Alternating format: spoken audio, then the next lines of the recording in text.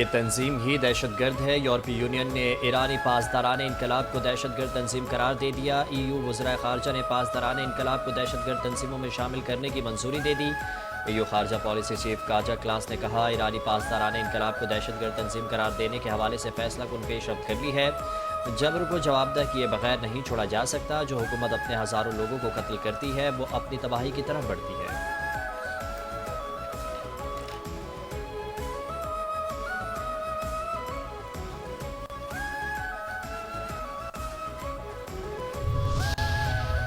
دیکھو یورپ، ایسی غلطی مت کرو۔ یورپ ایرانی پاسداران انقلاب کو دہشت گرد تنظیم قرار دے کر بڑی اسٹریٹجک غلطی کر رہا ہے۔ ایرانی وزیر خارجہ عباس عراقچی نے کہا، اس وقت خطے میں کشیدگی کو ختم کرنے کی کوششیں کی جا رہی ہیں، مگر ان کوششوں میں کوئی بھی یورپی ملک شامل نہیں، بلکہ وہ حالات کو مزید خراب کرنے میں مصروف دکھائی دیتا ہے۔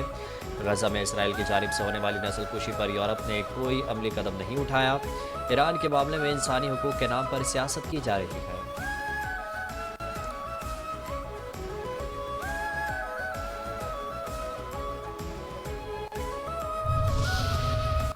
وزیر اعظم شہباز شریف کا ایران کے صدر مسعود پزشکیان سے ٹیلی فونک رابطہ، دو طرفہ تعلقات کے دائرہ کار میں تعاون مزید مضبوط بنانے کے عزم کا اعادہ۔ دونوں رہنماؤں نے بدلتی ہوئی علاقائی صورتحال پر تبادلہ خیال کیا۔ وزیر اعظم نے خطے میں امن، سلامتی، ترقی کے لیے پائیدار مذاکرات، سفارتی تبادلہ خیال کی اہمیت پر زور دیا۔ دونوں رہنماؤں نے اعلیٰ سطح روابط اور مشاورت جاری رکھنے کے عزم کا بھی اعادہ کیا۔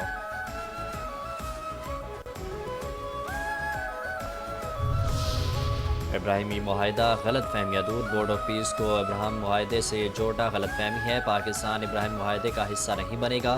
پاکستان نے بین الاقوامی استحکام فورس میں شمولیت کا کوئی فیصلہ نہیں کیا۔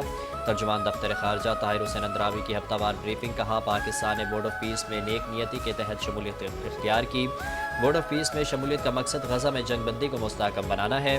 بورڈ آف پیس کا دوسرا مقصد غزہ کی تعمیر نو میں معاونت ہے۔ تیسرا مقصد فلسطینی عوام کے حق خود ارادیت پر مبنی دیر پامن کا قیام ہے۔ پاکستان اکیلا نہیں بلکہ 7 دیگر مسلم ممالک بھی بورڈ آف پیس میں شامل ہیں۔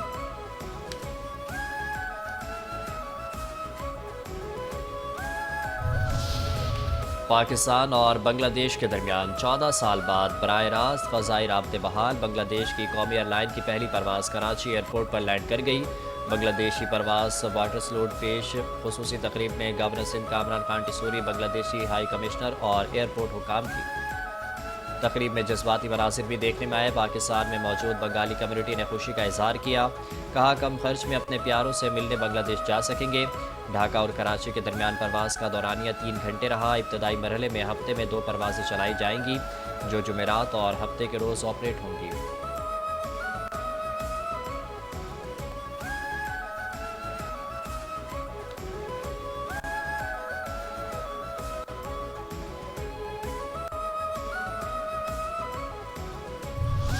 کہ مین ہول میں کبھی امیر گر کے نہیں مرتا، ہمیشہ غریب لوگ، سڑک پہ چلنے والے لوگ گر کے مرتے ہیں۔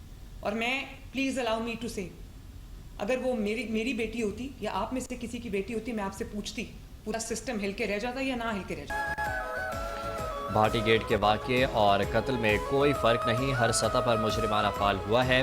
نااہلی چھپانے کے لیے مجرمانہ کہانیاں گھڑی گئیں۔ لاہور کی انتظامیہ کہتی رہی کہ کوئی گرا ہی نہیں۔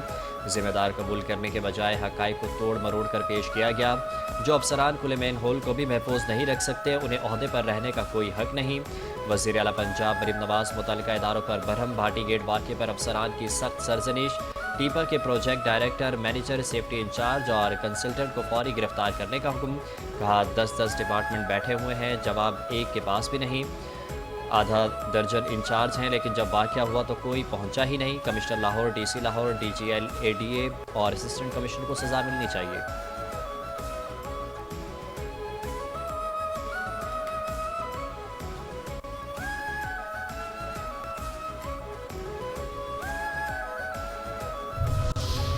عظمہ بخاری نے معافی مانگ لی۔ بھاٹی گیٹ واقعے کے حوالے سے غلط حقائق شیئر کرنے پر وزیر اطلاعات پنجاب نے معذرت کر لی۔ عظمہ بخاری نے کہا، افسوسناک واقعے پر دلی طور پر دکھی اور شرمندہ ہیں۔ انتظامیہ نے غلطی چھپانے کے لیے غلط حقائق شیئر کیے، استعفے کے لیے بھی تیار تھی۔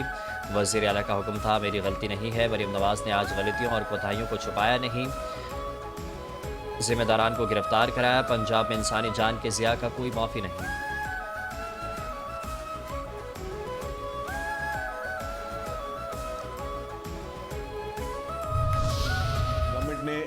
چیزیں پوائنٹ آؤٹ کر کے جو ذمہ داران تھے ان کا تعین بھی کیا, اور اب پھر ہم نے chief justice Sindh high court کو لیٹر بھی ابھی لکھ دیا گیا ہے, اور لیٹر میں ان سے یہ اپیل کی گئی کہ کوئی بھی سٹنگ جج جو ہے سندھ ہائی کورٹ کا, اس کو وہ انکوائری جو ہے وہ سپرد کریں اور پھر مزید اس کا تعین کیا جا سکے. خط لکھ دیا سی ایم نے ثانیہ گل پلازا کا ذمہ دار کون. وزیر اعلیٰ سندھ نے ثانیہ گل پلازا پر جوڈیشل انکوائری کے لیے chief justice Sindh high court کو خط لکھ دیا. سندھ حکومت کی تحقیقات کے لیے جج نامزد کرنے کی درخواست. وزیر اعلیٰ سندھ کی سربراہی میں ذیلی کمیٹی نے عدالتی انکوائری کا فیصلہ کیا, جس میں گل پلازا واقعے میں ذمہ داری اور سندھ صاحب نے کہا تھا کہ ہم کسی بھی سیاسی جماعت کا پریشر نہیں لیں گے. انفارچونیٹلی جن سیاسی جماعتوں کی آپ بات کریں, ان سیاسی جماعتوں نے اس افسوسناک اور اندوناک واقعے میں بھی سیاست کرنے کی کوشش کی. ہم اس پہ سیاست نہیں کر رہے ہیں. کون کون معطل ہوا. ماضی کے میئر نے آنکھیں بند کر کے گل پلازا کی لیز دی. عمارت کی غیر قانونی لیز دینے والوں سے بھی انکوائری ہوگی. ڈائریکٹر اور ایڈیشنل کنٹرول سروسز ڈیفنس ضلع جنوبی کو معطل کر دیا گیا. Karachi water and sewerage board کے ہائیڈرنٹ انچارج بھی معطل. کے ایم سی کی میونسپل کمشنر افضل زیدی کو ہٹا دیا گیا. سینئر وزیر سندھ شرجیل انعام میمن کا اعلان. کہا عمارت کی منظوریوں اور لیز کی توسیع میں سنگین بے ضابطگیوں کی نشاندہی کی گئی. اینٹی کرپشن اسٹیبلشمنٹ کو ہدایت کی جاتی ہے کہ وہ ان معاملات کا نہایت باریک بینی سے جائزہ لیں اور قانون کے مطابق ذمہ داران کے خلاف کارروائی عمل میں لائیں. سیاسی جماعتوں نے افسوسناک سانے پر سیاست کی. کسی سیاسی جماعت کے دباؤ میں نہیں آئیں گے.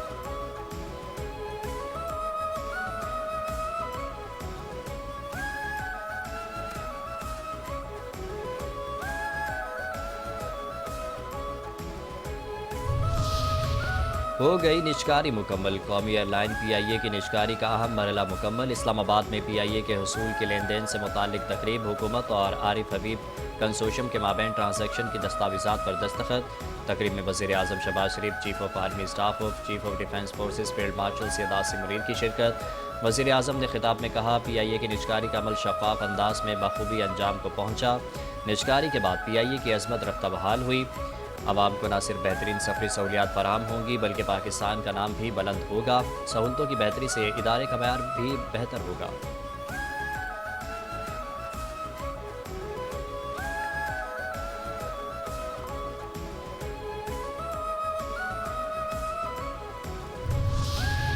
Field marshal in Bahawalpur garrison. Chief of defence forces field marshal Asim Munir کا بھاولپور گیریجن کا دورہ. کمانڈر بھاولپور نے استقبال کیا. خیرپور ٹامی والی کے پی ٹی میں فیلڈ ایکسرسائز کا مشاہدہ کیا. یادگار شہداء پر پھولوں کی چادر چڑھائی, فاتحہ خوانی کی اور شہداء کی عظیم قربانیوں کو خراج عقیدت پیش کیا. فیلڈ مارشل نے جوانوں کے بلند حوصلے, پیشہ ورانہ مہارت اور آپریشنل تیاریوں کو سراہا. عزم کا اعادہ کیا کہ پاکستان کی مسلح افواج ملک کی خود مختاری اور علاقائی سالمیت کے دفاع کے لیے ہر قسم کے خطرات سے نمٹنے کی مکمل صلاحیت رکھتی ہے. مستقبل کے میدان جنگ اور سیکیورٹی چیلنجز کے لیے ہمہ وقت اعلیٰ سطح کی تیاری برقرار رکھنے کی ضرورت پر بھی زور دیا.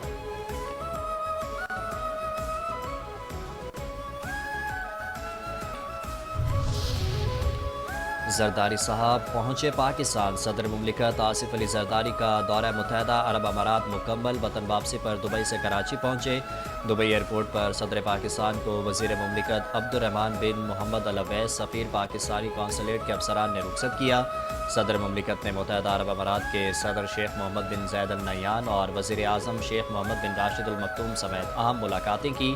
ملاقاتوں میں دیگر امور کے ساتھ ساتھ دو طرفہ تعلقات اور اقتصادی شراکت داری پر بھی تبادلہ خیال کیا گیا. دفاع, سیکیورٹی اور عوامی روابط کے شعبوں میں پیش رفت پر بھی بات چیت ہوئی.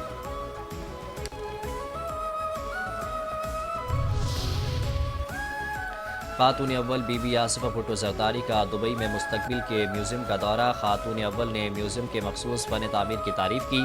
ایک عالمی پلیٹ فارم کے طور پر میوزیم کے کردار کو سراہا. جدت, پائیداری, سائنس اور مستقبل کے چیلنجز کے لیے تخلیقی نقطہ نظر پر توجہ دی. متحدہ عرب امارات کے دور اندیش قیادت اور شیخ محمد بن راشد المکتوم کی دور اندیشی کو خراج تحسین پیش کیا.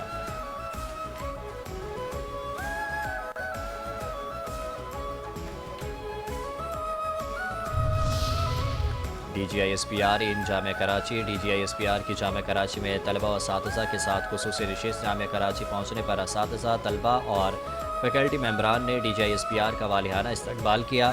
اساتذہ اور طلبہ نے اس عزم کا اظہار کیا کہ پاکستان کی عوام اور مسلح افواج قومی سلامتی کے خلاف متحد ہو کر مقابلہ کریں گی۔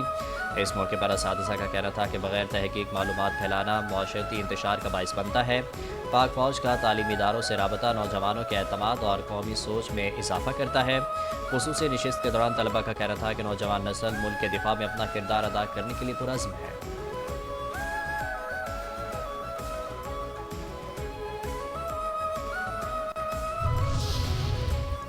اسلام آباد میں پاک چائنا مدنی تعاون فورم کا شاندار انعقاد۔ فورم کا مقصد باہمی صلاحیتوں کو بروئے کار لاتے ہوئے مدنی شعبے میں تعاون کو مزید بڑھانا ہے۔ فورم میں 71 چینی کمپنیوں اور 133 پاکستانی کمپنیوں کے 850 سے زائد افراد شریک ہوئے۔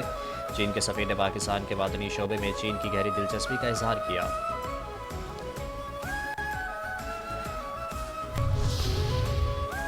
بانی پی ٹی آئی بالکل تندرست ہیں، معمول کا طبی معائنہ ہوا۔ وفاقی وزیر اطلاعات و نشریات عطا اللہ تارا نے بانی پی ٹی آئی کی صحت سے متعلق خبروں کی وضاحت کر دی۔ کہا ماہرین نے کہا ہے کہ بانی کو پمس لے جانا ضروری ہے۔ طبی ماہرین کی ہدایت پر بانی پی ٹی آئی کو پمس لے جایا گیا۔ آنکھوں کے طبی ماہرین نے بانی کا اڈیالہ جیل میں معائنہ کیا۔ بانی کا پمس میں 20 منٹ تک آنکھوں کا معائنہ کیا گیا۔ بانی کی تحریری رضامندی کے بعد تمام کارروائی ہوئی۔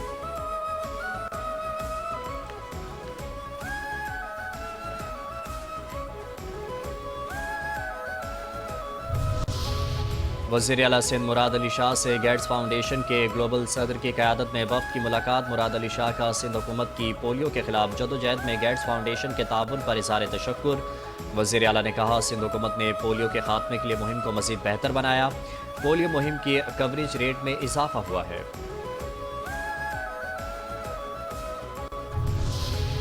میئر کراچی مرتضی وہاب نے عزیز آباد گلبرگ ٹاؤن میں لال قلعہ پارک کا افتتاح کر دیا۔ کہا عوامی پارکس کی بحالی کا مشن لال قلعہ پارک کی تزئین کا منصوبہ اہم اقدام ہے۔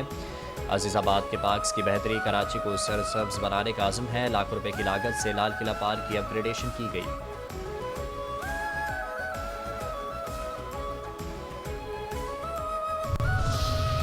سونے کی قیمت میں مسلسل دوسرے روز بھی تاریخی اضافہ۔ فی تولہ سونا 21,200 روپے مہنگا ہو گیا۔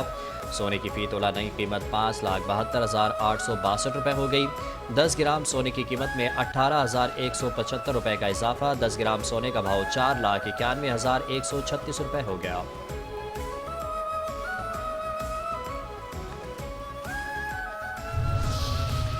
یکم فروری سے پیٹرول سستا اور ڈیزل مہنگا ہونے کا امکان۔ انڈسٹری ذرائع کے مطابق ابتدائی تخمینوں کے مطابق پیٹرول 36 پیسے فی لیٹر سستا ہو سکتا ہے۔ ہائی سپیڈ ڈیزل 9 روپے 47 پیسے فی لیٹر تک مہنگا ہونے کا امکان۔ مٹی کا تیل 3 روپے 69 پیسے فی لیٹر مہنگا۔ لائٹ ڈیزل 6 روپے 95 پیسے فی لیٹر مہنگے ہونے کا تخمینہ لگایا گیا ہے۔